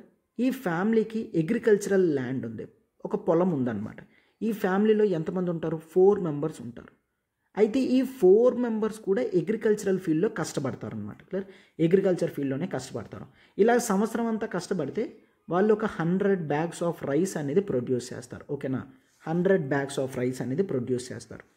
అయితే వీళ్ళ ఇంట్లో లెట్స్ టేక్ ఒక అడల్ట్ మేల్ ఉన్నాడు, వాడికి మ్యారేజ్ అయింది, ఒక ఫీమేల్ కూడా ఇంట్లోకి వచ్చింది. సో 4 మెంబర్స్ నుంచి వాళ్ళ ఇంట్లో 5 మెంబర్స్ ఇప్పుడు ఉన్నారు. క్లియర్? ఆ 5 మెంబర్స్ కూడా ఈ ల్యాండ్లోనే కష్టపడతారు. ఈ 5 మెంబర్స్ కష్టపడినా సరే 100 bags ఆఫ్ రైస్ ప్రొడ్యూస్ అవుతుంది. అవునా? ఎక్స్ట్రా మెంబర్ ఉన్నంత మాత్రాన అది పెరిగిపోతుంది కదా. వాళ్ళు ఏదైతే కంటిన్యూస్గా అగ్రికల్చర్లో చేస్తున్నారో వాళ్ళు అదే చేస్తున్నారు. క్లియర్? అంటే ఎడిషనల్ 1 person వచ్చినా సరే అవుట్పుట్ అనేది స్టాగ్నెంట్గానే ఉంది. దాన్ని డిస్గైజ్డ్ అన్ఎంప్లాయ్మెంట్ అని అంటామన్నమాట. క్లియర్? అండ్ చూడండి, ఇప్పుడు వేరే వ్యక్తి ఉన్నాడు కదా, వాడికి కూడా మ్యారేజ్ అయింది, మరొక ఫీమేల్ కూడా వచ్చింది. సో ఇప్పుడు ఫ్యామిలీలో 6 మెంబర్స్ ఉన్నారు. 6 మెంబర్స్ ఉన్నా అదే అగ్రికల్చర్ ఫీల్డ్లో కష్టపడతారు, అదే 100 bags ఆఫ్ రైస్ ప్రొడక్షన్ అనేది ఉంటుంది. ఈ ఎక్స్ట్రా మెంబర్ యాడ్ అయినా సరే అవుట్పుట్ అనేది పెరగలేదు. దీన్ని మనం డిస్గైజ్డ్ అన్ఎంప్లాయ్మెంట్ అని అంటాము. ఇది ఇండియాలో చాలా ఎక్కువగా ఉంది. ఎందుకంటే mostly nearly 40% of Indian labour ఎవరైతే ఉన్నారో వాళ్ళు అగ్రికల్చర్లో ఆక్యుపై అయి ఉన్నారు. సో అది ఎప్పటికీ కూడా అవుట్పుట్ని పెంచేంత స్కోప్ వాళ్ళు ఇవ్వడం లేదన్నమాట. కంటిన్యూస్గా సేమ్ ప్రాక్టీసెస్ చేస్తున్నారు, సేమ్ అవుట్పుట్టే వస్తుంది, బట్ ఆ ల్యాండ్ మీద డిపెండెన్స్ మాత్రం పెరిగిపోతున్నారు. దాన్నే డిస్గైజ్డ్ అన్ఎంప్లాయ్మెంట్ అని అంటాం. ఇండియన్ లేబర్ ఎక్కువ అగ్రికల్చర్లో ఇన్వాల్వ్ అవ్వడం వలన ఇండియాకి ఈ స్పెసిఫిక్ క్యారెక్టరిస్టిక్ అనేది ఉంది, డిస్గైజ్డ్ అన్ఎంప్లాయ్మెంట్. చూసారా? మ్యాక్రో ఎకనామిక్ రీజన్స్ అన్నామా, ఆ మ్యాక్రో ఎకనామిక్ రీజన్స్ ఏంటి? ఒకటి డిస్గైజ్డ్ అన్ఎంప్లాయ్మెంట్ కూడాను. క్లియర్? రైట్, డిస్గైజ్డ్ అన్ఎంప్లాయ్మెంట్ అని చూస్తాము. మరొకటి జాబ్ సీకర్స్ ప్రాబ్లం. క్లియర్? అందరూ కూడా జాబ్ కావాలి, ఎవరు కూడా నేను ప్రొడ్యూస్ చేస్తాను అన్న ఉద్దేశంలో లేదు, నాకు జాబ్ దొరుకుతుందా లేదా అన్న ఆలోచనలోనే ఉన్నారు అని ఆథర్ చెప్తున్నారనమాట. రైట్, అయితే ఆథర్ క్లియర్గా ఈ జాబ్ క్రైసిస్ని ఇంకా వేరియస్ ఇష్యూస్తో కూడా లింక్ చేసి చెప్తున్నారు. జాగ్రత్తగా అబ్జర్వ్ చేయండి. మనం ఒకసారి this is the beautiful offer of the day. Big 4 combos. Clear. యూపీఎస్సీలో మోస్ట్ ఇంపార్టెంట్ టాపిక్స్ ఏవైతే ఉన్నాయో, ఫర్ ఎగ్జాంపుల్ హిస్టరీ కానీ, పాలిటీ, ఎకానమీ, జాగ్రఫీ, ఈ బిగ్ 4 టాపిక్స్ ఏవైతే ఉన్నాయో కేవలం మీకు 10,000 రూపీస్కి మాత్రమే వీటన్నిటి మీద కూడా యాక్సెస్ అనేది ఇవ్వడం జరిగింది. క్లియర్. సో ఈ 4 టాపిక్స్ కలిపి మీకు కేవలం 10,000కే అవైలబుల్గా ఉంది. ఆఫర్ అనేది ఈరోజు మాత్రమే వ్యాలిడిటీ అమ్మ. క్లియర్. మీకు ఒకవేళ ఏ డౌట్ ఉన్నా మీరు ఈ నెంబర్ కాల్ చేయగలరు, 7893899553. You can also take ఈ NCERT foundation, the current affairs, CSAT prelims test series, mains answer writing programmes అన్నీ కూడా కలిపి కేవలం 10,000 రూపీస్కి లాంచ్ చేయడం జరిగింది. అండ్ ఈ ఆఫర్ కూడా కేవలం ఈ ఒక్క రోజు మాత్రమేనమ్మా. మీకు ఏ డౌట్ ఉన్నా మీరు ఈ నెంబర్కి కాల్ చేయగలరు, 7893899553. This is the ultimate combo programme. మీకు ఈ 5 కోర్సెస్ అనేవి కేవలం 10,000 రూపీస్కి మాత్రమే మీకు వ్యాలిడిటీతో వస్తున్నాయి అన్నమాట. క్లియర్. సో ఈరోజు ఒక్కరోజు మాత్రమే వ్యాలిడిటీ. మీరు ఇమీడియట్గా ఈ కోర్స్ని ఆప్ట్ చేసుకోవచ్చు. Author is taking the conditions of the non agriculture sector. ఇంతవరకు అగ్రికల్చర్ సెక్టర్ చూసాం కదా, డిస్గైజ్డ్ అన్ఎంప్లాయ్మెంట్లో. నాన్ అగ్రికల్చర్ సెక్టర్ అనేది చూడండి. నాన్ అగ్రికల్చర్ సెక్టర్ ఏదైతే ఉందో ఇది 2 డిస్టింక్ట్ ఫ్యాక్టర్స్తో ఉంది అని చెప్తున్నారు. సో జనరల్గా సింపుల్గా చెప్తాను చూడండి. సో నాన్ అగ్రికల్చరల్ సెక్టర్ అంటే ఏంటి? నథింగ్ బట్ ఈ ఐటీ, టెక్నాలజీ, సాఫ్ట్వేర్ ఇట్లాంటివన్నీ కూడా నాన్ అగ్రికల్చర్ అనమాట. ఈ నాన్ అగ్రికల్చర్లో వర్కర్స్ ఎవరైతే ఉన్నారో వర్కర్స్ యొక్క గోల్ ఏముంటుంది? వాళ్ళ కంపెనీకి ప్రాఫిట్స్ అనేవి తీసుకొని రావాలి. ఆ ప్రాఫిట్స్తో వీళ్ళ శాలరీస్ అనేవి హైక్ అవుతాయి. ఓకేనా? సో ఇదన్నమాట. క్లియర్. మెయిన్ వాళ్ళ ఉద్దేశం ఏంటి? ప్రాఫిట్స్ గురించి వీళ్ళు కష్టపడతారనమాట. క్లియర్. అండ్ మరొకటి, ఈ ఐటీ సెక్టర్స్లో టెక్నాలజీ డెవలప్మెంట్ అనేది ఉంటుంది. క్లియర్. టెక్నాలజీ డెవలప్మెంట్ అనేది ఉంటుంది. సో జనరల్గా ఏం జరుగుతుంది? టెక్నాలజీ అనేది వచ్చింది అంటే లేబర్ యొక్క రిక్వైర్మెంట్ అనేది తగ్గిపోతుంది. సో అన్ఎంప్లాయ్మెంట్ రేట్ అనేది పెరుగుతుందన్నమాట. అయితే ఇండియాలో ఒక డిస్టింక్ట్ కండిషన్ అనేది జరుగుతుంది అని చెప్తున్నారు. ఇది జనరల్గా జరిగేది ఏంటి? ఎక్కడైనా సరే టెక్నాలజీ పెరుగుతుంది అంటే లేబర్ రిక్వైర్మెంట్ అనేది తగ్గిపోతుంది. సో అన్ఎంప్లాయ్మెంట్ అనేది పెరుగుతుంది. అంటే let's take physical hand written works అనేవి చేయాలనుకోండి. ఫిజికల్ హ్యాండ్ రిటన్ వర్క్స్ అనేవి చేయాలి. ఈ వర్క్స్కి ఇంతవరకు కూడా మనుషులు ఉండాలి. వాళ్ళు కంటిన్యూస్గా డేటా అంతా ఎంట్రీ చేస్తూ, చూసుకుంటూ, రాసుకుంటూ మనుషులు కావాలన్నమాట. సో ఈ డేటా అంతా మెయింటైన్ చేయడానికి ఒక 4 మెంబర్స్కి వర్క్ అనేది ఇచ్చారు. క్లియర్. సో ఇప్పుడు టెక్నాలజీ వచ్చింది, మొత్తం అంతా కంప్యూటర్ చూసుకుంటుంది, ఆర్టిఫిషియల్ ఇంటెలిజెన్స్ ఉంది. ఈ నలుగురు చేసే యాక్టివిటీస్ అన్నీ కూడా ఈ కంప్యూటర్ ఆర్టిఫిషియల్ ఇంటెలిజెన్స్తో చేసేస్తుంది. దీన్ని ఆపరేట్ చేయడానికి ఒక వ్యక్తి ఉంటే చాలు. అంటే ముగ్గురికి ఎంప్లాయ్మెంట్ అనేది పోతుంది. అవునా? అర్థమైందా? సో ఇది జనరల్గా ఎప్పుడైనా టెక్నాలజీ అనేది ఒక ఎకానమీలో ఇంట్రడ్యూస్ అయితే వచ్చే ప్రాబ్లం అని ఆథర్స్ చెప్తున్నారనమాట. క్లియర్. అయితే ఇది ఇండియన్ సినారియోలో కంప్లీట్గా డిఫరెంట్గా ఉంది అని చెప్తున్నారు. సో ఏ విధంగా చెప్తున్నారంటే కొన్ని కేసెస్ని ఎస్టాబ్లిష్ చేసి చెప్తున్నారు. దాని గురించి చెప్తాము. But author is trying to tell few things. ఏంటి అంటే, ఒకటి the output growth. Clear. Output growth అంటే ఏంటి? క్లియర్. సో జాగ్రత్తగా అబ్జర్వ్ చేస్తూ ఉండనమ్మా. నేను మళ్ళీ అంతా కూడా ఒకసారి సమ్అప్ చేస్తాను. రైట్. అవుట్పుట్ గ్రోత్ అంటే నథింగ్ బట్ ఇండియా మొత్తం కూడా 100 లేబర్ ఉన్నారనుకోండి. ఇండియా మొత్తం కూడా 100 లేబరర్స్ ఉన్నారు. వీళ్ళందరూ కలిపి లెట్స్ టేక్ అంటే ఇక్కడ అర్థం కావడానికి నేను కొన్ని సింపుల్ నెంబర్స్ని యూజ్ చేస్తున్నాను, అర్థం చేసుకోండి. క్లియర్. 100 లేబరర్స్ ఉన్నారు. ఈ 100 లేబరర్స్ అందరూ కలిపి లెట్స్ టేక్ ఒక 1000 బ్యాగ్స్ ఆఫ్ ఐటమ్స్ అనేవి ప్రొడ్యూస్ చేశారు. క్లియర్. 1000 బ్యాగ్స్ అనేవి ప్రొడ్యూస్ చేశారు. లెట్స్ టేక్ బ్యాగ్స్నే ప్రొడ్యూస్ చేశారు. 100 లేబర్ కలిపి 1000 బ్యాగ్స్ని ప్రొడ్యూస్ చేశారు. అవుట్పుట్ గ్రోత్ అంటే ఏంటి? అవుట్పుట్ గ్రోత్ అంటే మనం ఓవర్ ది జీడిపి పెరుగుతున్నప్పుడు ఈ బ్యాగ్స్ కూడా పెరగాలి అని చూస్తాం. క్లియర్. గుర్తుంచుకోండి. జనరల్గా ఏంటి గ్రోత్ అంటే ఏమని చూస్తాము? ఇప్పుడు ఇండియన్ జీడిపి అనేది 1 crore ఉంది అనుకోండి. 1 crore ఉన్నప్పుడు 1000 బ్యాగ్స్ ప్రొడ్యూస్ చేస్తున్నాం. జీడిపి 1.5 crore వెళ్తున్నప్పుడు అందరు యాక్టివిటీస్ కూడా ఈ బ్యాగ్స్ ప్రొడ్యూస్ చేయడమే అనుకోండి ఎగ్జాంపుల్ కింద. జనరల్గా ఏం జరగాలి? ఈ 1000 బ్యాగ్స్ నుంచి మనం కూడా 1500 బ్యాగ్స్ ప్రొడక్షన్కి వెళ్ళాలి. అవునా? బట్ ఈ విధంగా జరగడం లేదు అని ఆథర్ తర్వాత చెప్తున్నారు. సో దీన్నే మనం అవుట్పుట్ గ్రోత్ అంటాం. అవుట్పుట్ గ్రోత్ అంటే ఏంటి? ఓవరాల్గా జీడిపికి తగ్గట్టుగా. క్లియర్. గ్రోత్ అంటే సింపుల్. అవుట్పుట్ గ్రోత్ అంటే సింప్లీ వర్కర్స్ ఎంతమంది ఉన్నారు, ఎంత వర్క్ చేస్తున్నారు. ఆ అవుట్పుట్ గ్రోత్ రేట్ అంటే ఏంటి? జీడిపి పెరిగినంత స్పీడ్గా ఇక్కడ ప్రొడక్షన్ అనేది పెరుగుతుందా లేదా చూస్తే దాన్ని అవుట్పుట్ గ్రోత్ రేట్ అని అంటామన్నమాట. దీన్ని అవుట్పుట్ గ్రోత్ రేట్ అని అంటాము. అండ్ దీంతోపాటు మరొకటి ఇంపార్టెంట్ ఏంటి అంటే that is the labour productivity. Clear? Labour productivity growth rate అంటే ఏంటి? లేబర్ ప్రొడక్టివిటీ అంటే ఒక లేబర్ ఎంత కష్టపడుతున్నాడు అని అర్థం అన్నమాట. క్లియర్? ఫర్ ఎగ్జాంపుల్ ఏ అనే పర్సన్ ఉన్నాడు, వాడు లెట్స్ టేక్ ఒక కంపెనీలో జాయిన్ అయ్యాడు, ఒక ఇండస్ట్రీలో జాయిన్ అయ్యాడు. ఒక రోజంతా కలిపి వాడు ఒక బ్యాగ్ అనేది ప్రొడ్యూస్ చేస్తున్నాడు. రోజంతా కలిపి ఒక బ్యాగ్ని స్టిచ్ చేస్తున్నాడు. వాడు ఇనీషియల్గా వాడికి వర్క్ అనేది రాదనమాట. క్లియర్? అట్లాగా ఒక 1 year తర్వాత, క్లియర్, లెట్స్ టేక్ 1 year తర్వాత వీడికి మొత్తం అంతా కూడా అర్థమవుతుంది కదా, వర్క్ అనేది ఎఫిషియెంట్గా చేయగలడు కదా. సో ఇప్పుడు వన్ డేకి వాడు 2 bags ప్రొడ్యూస్ చేస్తున్నాడు అనుకోండి. ఒకే లేబర్ వాడు ఒక్కడే ఇప్పుడు రోజుకి 2 bags ప్రొడ్యూస్ చేస్తున్నాడు అంటే అర్థం ఏంటి? వాడి యొక్క ప్రొడక్టివిటీ అనేది పెరుగుతుంది అని చూస్తున్నాం. అవునా? వాడి యొక్క ప్రొడక్టివిటీ అంటే నథింగ్ బట్ వాడి యొక్క ఎఫిషియన్సీ అనేది పెరుగుతుంది. ఇనీషియల్గా వాడికి వర్క్ రాదు కాబట్టి తక్కువ ఉంది, ఇప్పుడు వాడికి వర్క్ వచ్చు కాబట్టి స్పీడ్గా ఎఫిషియెంట్గా చేయగలుగుతున్నాడు. వాడి ఎఫిషియన్సీ అనేది పెరుగుతుందన్నమాట. అయితే ఆథర్ ఈ రెండింటికి లింక్ అనేది ఎస్టాబ్లిష్ చేస్తున్నారనమాట. క్లియర్? రైట్. ఈ రెండింటికి ఎస్టాబ్లిష్ అనేది లింక్ అనేది చేస్తున్నారనమాట. రైట్? ఎస్. అయితే 2 cases చెప్తున్నారు. దట్ ఈస్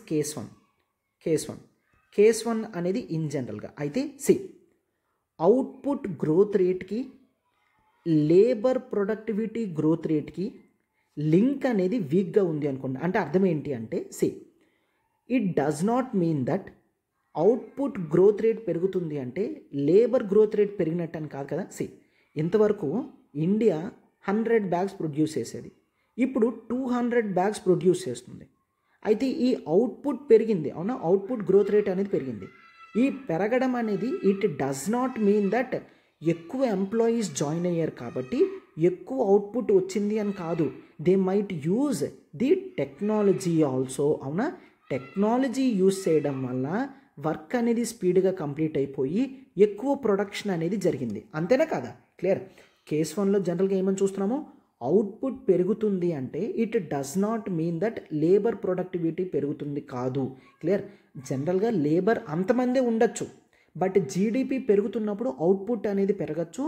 ఆ జీడిపి పెరుగుతున్నప్పుడు అవుట్పుట్ పెరగడానికి గల రీజన్ అనేది టెక్నాలజీ అవుతుంది. ఓకేనా? అయితే ఇటువంటి సిచ్యువేషన్స్లో చూడండి, ఇలాంటి కండిషన్స్లో జనరల్గా ఏం చేయగలమంటే జీడిపిని చూడండి, ఎకానమీని బూస్టప్ చేసి జీడిపిని మరింత పెంచుతాయి. చూడండి, ఇప్పుడు టెక్నాలజీ అనేది ఉండడం వల్ల అవుట్పుట్ పెరిగింది. ఇంకా ఎక్కువ అవుట్పుట్ కావాలి అంటే ఇంకా ఎక్కువ టెక్నాలజీ అనేది తీసుకొని రావాలి. ఈ ఎక్కువ టెక్నాలజీని మెయింటైన్ చేయడానికి కొంతమంది వర్కర్స్ కావాలి కదా. క్లియర్? ఈ ఎక్కువ టెక్నాలజీని మెయింటైన్ చేయడానికి ఎక్కువ వర్కర్స్ కావాలి. ఇప్పుడు ఎంప్లాయ్మెంట్ అనేది సృష్టించడం జరుగుతుంది. అంటే అర్థం ఏంటి అంటే జీడిపి ఇంకా ఎక్కువ పెంచడానికి ట్రై చేస్తే ఏదో ఒక రకంగా కొంతమందికి ఎంప్లాయ్మెంట్ అనేది వస్తుంది, వర్కర్స్కి గ్రోత్ ఉంటుంది. అంటే ఏంటి? లెట్స్ టేక్ ఈవెన్ టెక్నాలజీ రావడం వలన అవుట్పుట్ పెరుగుతుంది. ఈవెన్ ఈ టెక్నాలజీ ఐటమ్స్ని తయారు చేయాలా, వాటిని రెగ్యులర్గా ఓవరాలింగ్ చేయాలా, మెయింటైన్ చేయాలా, వీటికి ఎక్స్ట్రా లేబర్ అనేది మనకు రిక్వైర్మెంట్ అవుతుంది కదా. సో అలాగా ఎకానమీలో ఎక్కడో ఒక దగ్గర జీడిపి అనేది పెరుగుతుంటే వర్కర్స్కి గ్రోత్ అనేది ఉంటుంది. ఏ కండిషన్లో? అవుట్పుట్ గ్రోత్ రేట్కి లేబర్ ప్రొడక్టివిటీ గ్రోత్ రేట్కి లింక్ అనేది తక్కువగా ఉన్నప్పుడు. ఓకేనా? ఆ రెండిటికి లింక్ అనేది వీక్గా ఉంది అంటే జీడిపి పెరిగినప్పుడు వర్కర్స్ పెరుగుతారు అంటే ఎంప్లాయ్మెంట్ అనేది పెరుగుతుంది. అంటే ఈ ఫస్ట్ కేసులో ఎంప్లాయ్మెంట్ సృష్టించాలి అంటే ఏం చేయాలి? జీడిపి పెరగాలి అని అర్థం అన్నమాట. ఇప్పుడు కేస్ 2 చూడండి అమ్మా. క్లియర్? ఇప్పుడు కేస్ 2 అనేది చూడండి, ఇక్కడ labour output growth rate, labour productivity growth rate రెండిటికి లింక్ అనేది హైగా ఉంది. రెండిటికి లింక్ హైగా ఉంది అంటే అర్థం ఏంటి అంటే ఇక్కడ అవుట్పుట్ అనేది పెరుగుతుంది. అవుట్పుట్ అనేది పెరుగుతుంది. ఓ ఇంక్రీజ్ అంటే అవుట్పుట్ పెరుగుతుంది. This does not mean that కేవలం టెక్నాలజీ వల్ల పెరుగుతుంది అని కాదు. ఇక్కడ ఏంటి అంటే ఇక్కడ లేబర్ ఎవరైతే ఉన్నారో వాళ్ళు ఎఫిషియెంట్గా ఉన్నారు. వాళ్ళు ఎఫిషియెంట్గా ఉండడం వలన అవుట్పుట్ పెరుగుతుంది అని అంటున్నారనమాట. ఒక చిన్న ఎగ్జాంపుల్ ఇస్తాను, ఒకసారి చూడండి. లెట్స్ టేక్ ఏ అనే వ్యక్తి ఉన్నాడు. క్లియర్? ఏ అనే వ్యక్తి ఉన్నాడు. అయితే వీడు లెట్స్ టేక్ వీడు టీచింగ్ చేస్తాడు అనుకోండి. ఒక ఇన్స్టిట్యూట్లో డైలీ 2 hours వర్క్ చేస్తున్నాడు. క్లియర్? 2 hours టీచింగ్ చేస్తున్నాడు. అయితే ఇతను వర్క్ అనేది బాగా చెప్పడం వలన, క్లియర్, టీచింగ్ స్కిల్స్ అనేవి బాగా ఉండడం వలన ఇతనికి వేరియస్ ఇన్స్టిట్యూట్స్ నుంచి ఆఫర్స్ వచ్చాయి. ముందు కేవలం 2 hours వర్క్ చేసేవాడు. ఇప్పుడు వాడికి 4 ఇన్స్టిట్యూట్స్ నుంచి ఆఫర్స్ వచ్చాయి. ఈ 4 ఇన్స్టిట్యూట్స్ నుంచి మరొక 2 hours అంటే మరొక 8 hours వర్క్ అనేది దొరికింది. క్లియర్? వీడి వలన జీడిపి పెరుగుతుంది. చూడండి, వీడు వర్క్ చేయడం జీడిపి పెరుగుతుంది. ఆ జీడిపి పెరగడానికి రీజన్ ఏంటి అంటే ఎక్కువ మందికి ఎంప్లాయ్మెంట్ వచ్చిందని కాదు, వీడి ఎఫిషియన్సీ అనేది మరింత పెంచుతున్నాడు అనమాట. వాడు బాగా చెప్పడం వలన ఇన్స్టిట్యూట్స్ అన్నీ కూడా వీడికి ఆఫర్స్ ఇస్తున్నాయి అంతే తప్ప వేరే వాళ్ళకి ఆఫర్ లేదు. అంటే ఇక్కడ output growth rate, labour productivity growth rate అనేది హైగా ఉంది. ఆథర్ ఏమని చెప్తున్నారంటే యాజ్ ఆఫ్ నౌ ఈ కండిషన్ అనేది ఇండియాలో ఉన్నది. అంటే ఇండియన్ లేబర్ అనేది చాలా ఎఫిషియెంట్గా ఉన్నారు. ఇండియాలో టెక్నాలజీ ఉండడం వలన చాలామంది ఖాళీగా ఉన్నారు అన్న రీజన్ కాదు. ఇండియాలో లేబర్ ఎఫిషియెంట్గా ఉండడం వలన జీడిపి పెరుగుతున్నా సరే ఆ పెరగడానికి రీజన్ ఏంటి అంటే టెక్నాలజీ కాదు, ఆ పెరగడానికి రీజన్ వ్యక్తులే. వాళ్ళే ఎక్కువ కష్టపడడం వల్ల ఇంకా ఎక్కువ జీడిపి అనేది పెరుగుతుంది అని ఆథర్ చెప్తున్నారనమాట. ఫస్ట్ కండిషన్లో ఏం చూపాము? టెక్నాలజీ ఉండడం వలన జీడిపి పెరుగుతుంది. అలాంటి కండిషన్లో ఎంప్లాయ్మెంట్ పెరగాలి అంటే ఏం చేయాలి? జీడిపిని పెంచడానికి ట్రై చేయాలి. బట్ సెకండ్ కేసులో చూడండి, ఇండియన్ కేసులో లేబర్ ప్రొడక్టివిటీ గ్రోత్ రేట్కి అవుట్పుట్ గ్రోత్ రేట్కి లింక్ అనేది చాలా ఎక్కువగా ఉంది. ఇలా ఉండడం వలన మనం జీడిపి ఇంక్రీజ్ చేసినంత మాత్రాన ఎంప్లాయ్మెంట్ అనేది ఇండియాలో పెరగదు, ఈ సిచ్యువేషన్ రాదు అని చెప్తున్నారు. సో దానికి మనం వేరియస్ డెసిషన్స్ అనేవి తీసుకోవాలి అని చెప్తున్నారనమాట. అర్థమైందమ్మా? ఈ 2 కేసెస్ని కూడా ఎస్టాబ్లిష్ చేస్తూ ఆథర్ ఏమని చెప్తున్నారంటే ఇండియాలో చాలా వరకు కూడా ఎంప్లాయీస్ అందరూ కూడా ఎఫిషియెంట్గా వర్క్ చేస్తున్నారు. వీళ్ళు ఎఫిషియెంట్గా వర్క్ చేస్తున్నప్పుడు ఎంత టెక్నాలజీ వచ్చినా, క్లియర్, ఆర్ ఎంత జీడిపి పెరిగినా సరే ఎక్స్ట్రా వర్క్ చేయడానికి ఎక్స్ట్రా వర్కర్స్ రిక్వైర్మెంట్ రావట్లేదు, ఉన్న వాళ్ళతోనే మేనేజ్ చేయడం అనేది జరుగుతుంది. సో ఈ విధమైన కండిషన్స్ అనేది ఇండియా ఫేస్ చేస్తుందని చెప్తున్నారనమాట. క్లియర్? సో అందుకని ఓవరాల్గా మెయిన్ ఈ సెల్ఫ్ ఎంప్లాయీస్ ఎవరైతే ఉన్నారో వాళ్ళని ఇంప్రూవ్మెంట్ చేయడం వలన ఎంప్లాయ్మెంట్ ఆపర్చునిటీస్ అనేవి క్రియేట్ చేయాలి, జాబ్స్ అనేవి క్రియేట్ చేయాలి, మ్యాక్రో ఎకనామిక్ ప్రాబ్లమ్స్ ఏవైతే ఉన్నాయో వాటికి రెజల్యూషన్స్ తీసుకొని రావాలి. అంటే ఏంటి?